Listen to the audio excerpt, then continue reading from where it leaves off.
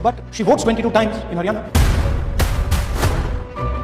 ये आपको बता सकता हूं, कभी इसका नाम सीमा, कभी स्वीटी, कभी सरस्वती। 22 बार 10 बूथ में इसको वोट देने का मौका मिलता है। हरियाणा की नहीं है, हिंदुस्तान की नहीं है, ब्राजील की है, मॉडल है। हरियाणा की वोटर लिस्ट चेक करना है तो उसको स्कैन कर दीजिए, देख लीजिए। If you scan that, this opens, that's her official page. इससे क्या पता लगता है? इससे पता लगता है कि ये सेंट्रलाइज्ड ऑपरेशन। क्यों? क्योंकि ये 10 बूथ में इसकी फोटो आती है। इसका मतलब ये बीएलओ का काम नहीं, ये सेंटर से डेटाबेस में ये डाला गया। 5 तरीके की वोट चोरी हरियाणा में। Duplicate voters 5 lakh, invalid addresses तकरीबन 90,000, बल्क वोटर्स 19 लाख, और ये जो आखिरी हमने खाली रखे हैं, misuse of form 6, misuse of form 7, ये एडिशंस और डिलीशंस हैं। महादेवपुरा के प्रेजेंटेशन के बाद इलेक्शन कमीशन हमें ये फॉर्म नहीं दी। बिग पिक्चर क्या है हरियाणा के युवाओं? बिग पिक्चर है कि आपकी सरकार चोरी की सरकार है।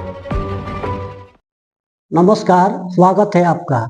आज बात करते हैं विपक्ष के नेता राहुल गांधी ने चुनाव आयोग पर जो आरोप लगाए हैं उसके संबंध में। राहुल गांधी ने प्रेस कॉन्फ्रेंस कर 5 नवंबर को चुनाव आयोग पर अनेक गंभीर आरोप लगाए हैं। जो राहुल गांधी ने आरोप लगाया है उसका सार यह है कि चुनाव आयोग फर्जीवाड़ा कर भारतीय जनता पार्टी को जिता रहा है और कांग्रेस को हरा रहा है।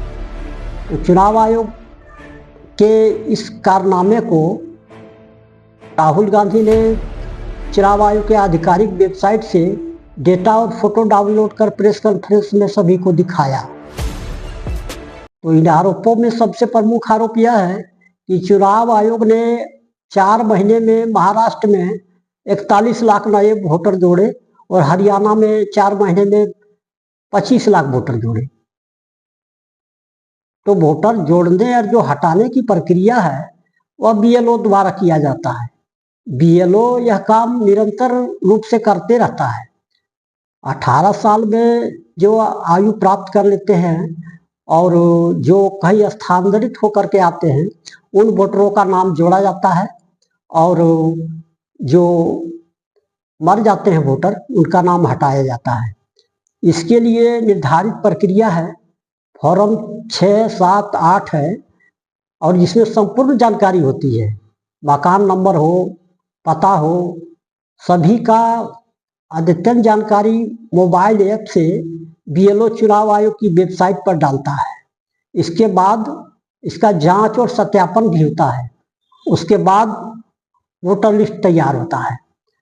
तो ऐसा है कि चुनाव आयोग का जो सिस्टम है और जो प्रक्रिया है उसमें बीएलओ भी अगर चाहे तो 50 वोटर जोड़ सकता है, न हटा सकता है। बीएलओ को भी यह अधिकार नहीं है कि वह खुद से ऐसा कर सके। जब तक कि जो उच्च अधिकारी हैं चुनाव आयोग में वे लोग ऐसा नहीं करते हैं तब तक कोई फर्जीवाड़ा नहीं हो सकती है। तो राहुल गांधी के आरोप जो लगाए हैं उन्होंने, उन आरोपों में जो सबसे बड़ी बात है कि 4 महीने में 25 लाख और 41 लाख वोटर कैसे आए। यह प्रक्रिया निश्चित रूप से संदिग्ध लगती है कि एक साथ इतने वोटर कैसे आए। और बीएलओ पहले क्या कर रहा था?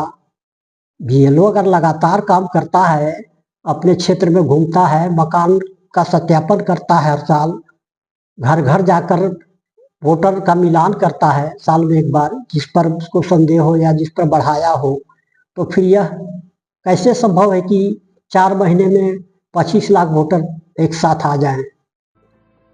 प्रक्रिया निश्चित रूप से गलत है और कहीं न कहीं संदिग्ध बनाता है चुनाव आयोग के।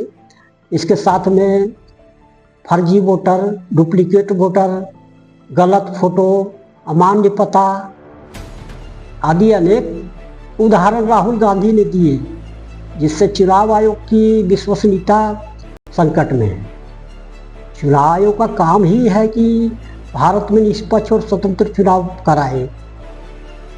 अगर एक दल के पक्ष में चुनाव आयोग काम करता है या इस प्रकार से फर्जी वोटर बनाता है तो निश्चित रूप से वो अपने कर्तव्यों की अवहेलना कर रहा है, और इससे लोकतंत्र पर संकट आएगा। लोकतंत्र पर लोगों का विश्वास तभी बना रहेगा जब स्वतंत्र और निष्पक्ष रूप से चुनाव हो और वोटर लिस्ट शुद्ध हो। और तो राहुल गांधी के दावों से ऐसा लगता है कि चुनाव आयोग यह काम नहीं कर पा रहा है, तो इससे जनता में असंतोष बढ़ेगा और चुनाव आयोग पर निश्चित रूप से लोग विश्वास नहीं करेंगे।